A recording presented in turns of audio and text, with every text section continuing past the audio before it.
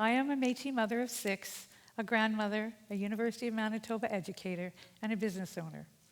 Reconciliation is important to me, my community, and my family. A little history to begin. The Métis people are the result of colonization. First Nations women who had children with the European settlers were stripped of their Aboriginal status, and their children were labeled as half-breeds. They became Canada's Métis population. After the execution of our leader, Louis Riel, the Métis people went into hiding. We became known at that point as the forgotten people.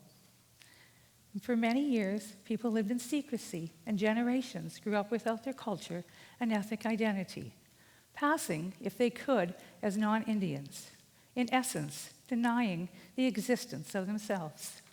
This is not true today. Today we are recovering our heritage and we're asserting our rights.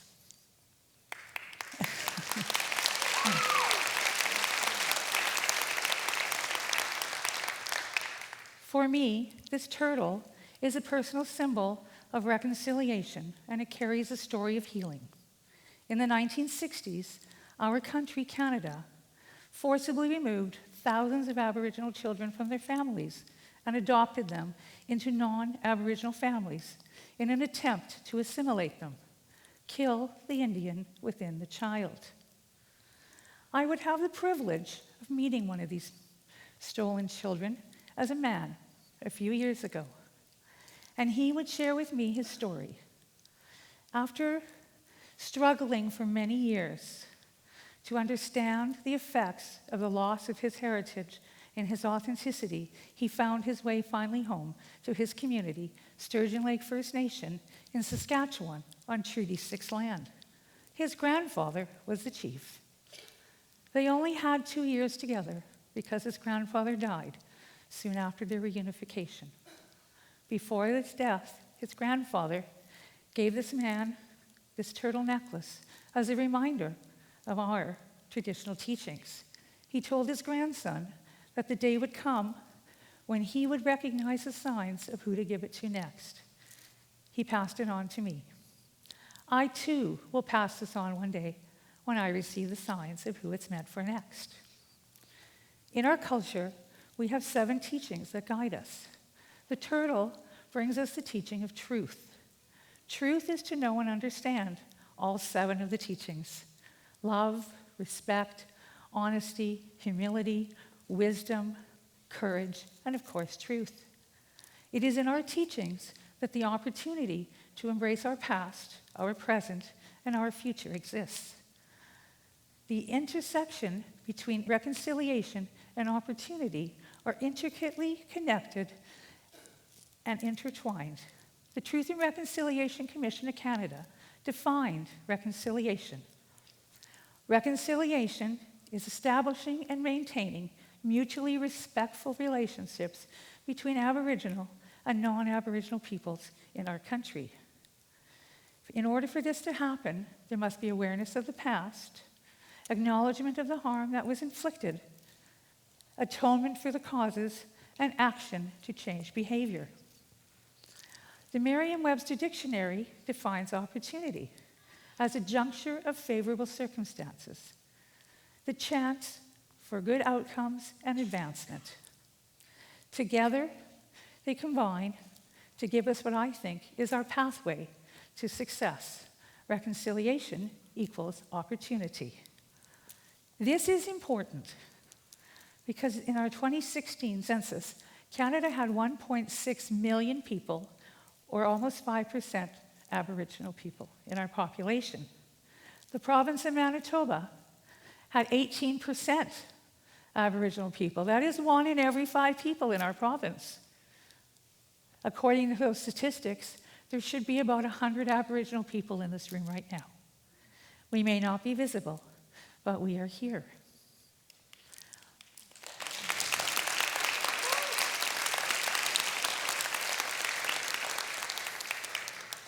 87% of the children in foster care in Manitoba are Aboriginal. Did that 60s scoop really end? 82% of the girls that are incarcerated today are Aboriginal.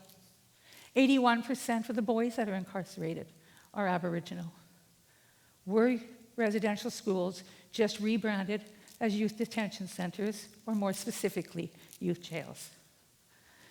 In 2018, only 48.5% of Aboriginal youth graduated from high school in this province, compared to 87.9% of non-Aboriginal youth. Our province, Manitoba, has the highest rate of Indigenous child poverty in the country. 76% of all children living on our reserves are living in poverty. 42% of all Indigenous children living in our city in Winnipeg are living in poverty. If you think these numbers are overwhelming, imagine living it. I can assure you that no one dreams of being impoverished and struggling for basic survival. No child wants to be that child wishing and wanting what other children take for granted.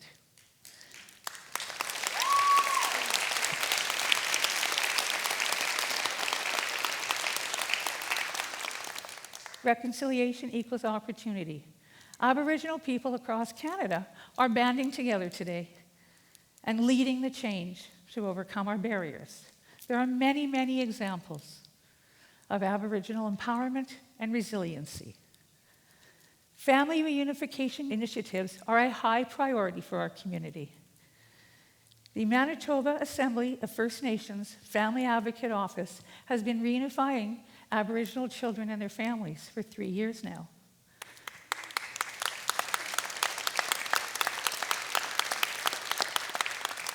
The Mama Wichita Centre here in Winnipeg invited the Indigenous Maori from New Zealand to train them in a family reunification process they had developed, family group conferencing. This approach supports families and strengthens them by using kinship care within our Aboriginal communities. Although these are encouraging starts, it is time now for the governments across this country to respond faster to our Aboriginal initiatives. Systemic discrimination needs to be addressed and eradicated. Reconciliation equals opportunity. Youth incarceration must end. We must close those prisons. Aboriginal restorative justice practices need to be implicated. The children are being denied the opportunities to learn and to grow. They are being traumatized by the dynamics of incarceration. Canada has made our children, our Aboriginal children, the targets of assimilation policies for too many generations. Pain is being inflicted today, just as it was in the past. Reconciliation equals opportunity. The Aboriginal head of the Truth and Reconciliation Commission of Canada, Senator Murray Sinclair, has said, "Education got us into this mess, and education will get us out." Adapt curriculum to include Aboriginal methods of teaching and learning. Place a high priority on hiring Aboriginal teachers and professionals. Value and implement their knowledge and ideas. Create the inclusion that is needed. Check and recheck to ensure those inclusion practices are effective. Empower inner enlightenment. It is fueled by debate and by pondering different worldviews and viewpoints.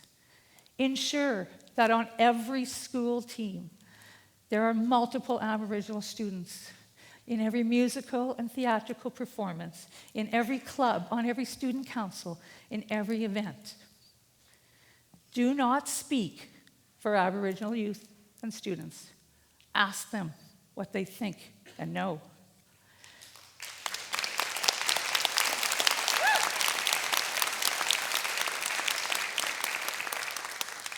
Do not minimize our collective Canadian Aboriginal experience, and do not compare it to other historical atrocities around the world. Include Aboriginal parents and caregivers. We are part of the solution. Dedicate money immediately to education on First Nations reserves. Initiate change today in our education system to include our children so they can have the same success rates as the other children. Reconciliation equals opportunity. I am very grateful to the University of Manitoba's Access Program. They supported me while I was a single parent, alone, and a mature student, raising my family while I completed my degree. My oldest daughter graduated only 2 years after me.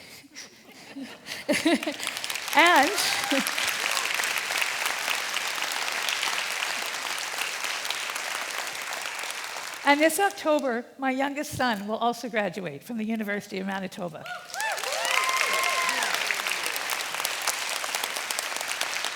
Reconciliation is success, but student loans need to be forgiven. Mortgaging our future to overcome our past creates dependency on debt. Economic outcomes are lower once again. My family has a collective student loan debt of nearly $100,000. The cost of overcoming poverty for just 3 of us to attain our education. Reconciliation equals opportunity. Employment and entrepreneurship are the keys to prosperity. Many, many Aboriginal people are unemployed or underemployed in this province. I personally know a woman, a First Nations woman with a master's degree in law, who is unable to secure a position as a lawyer in this city. Sadly, she is not the only one. There are a group of them. Businesses and governments recruit, hire, develop, and promote our Aboriginal employees. Partner with our businesses and organizations. Invest in our businesses and organizations. Prosperity is important because the economy of Canada depends on the rejuvenation and participation of our Aboriginal people. We are the fastest growing population in the country. Shoal Lake No. 40 First Nation is a reserve that is located about 2 hours east of where we are today. They have been busy, working tirelessly and relentlessly for years and years to overcome the challenges and the barriers that their community and their people are dealing with. In 1919, the aqueduct that brings water here to Winnipeg for us from Shoal Lake was built. It effectively turned Shoal Lake No. 40 First Nation into an island. They were cut off from the mainland. For 100 years, they were accessible only by boat in the summer and a dangerous ice road in the winter. Earlier this month, they celebrated the completion of their Freedom Road.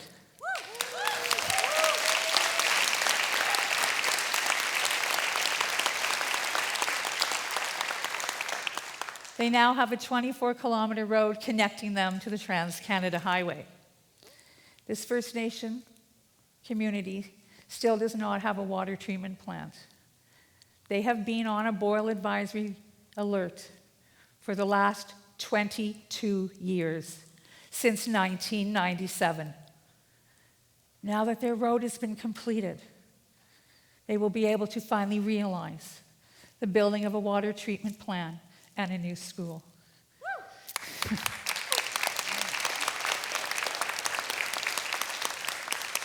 This community is a remarkable example of reconciliation and opportunity coming together. I would like you all to join me 3 times as I say, reconciliation equals opportunity. Reconciliation equals opportunity.